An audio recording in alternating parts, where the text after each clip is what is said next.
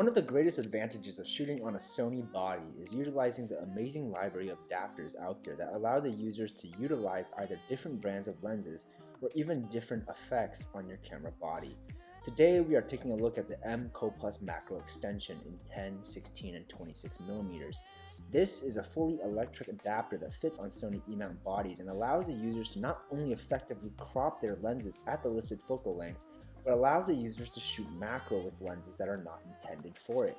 The cool thing about this adapter is that it has full autofocus support. If you don't know, most cheaper adapters online basically allow you to do similar things but will not give you the autofocus capabilities of your Sony body.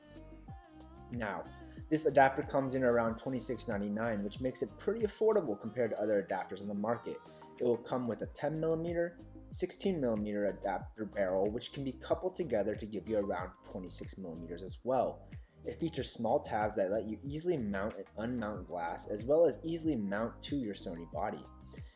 I have been testing this now for a couple weeks, and honestly, considering the build quality and the price that it comes in at, this is an amazing buy for those who wish to shoot macro with existing E-mount glass. Here are some test shots with the macro adapter mounted on my Tamron 28-75 at 2.8.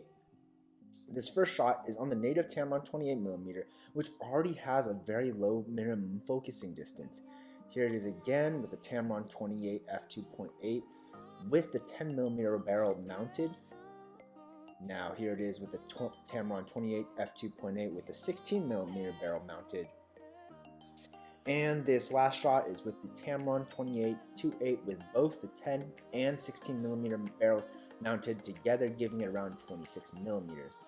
And here's all four just side by side, just to give you an idea of the different focal lengths and how close you can get with this.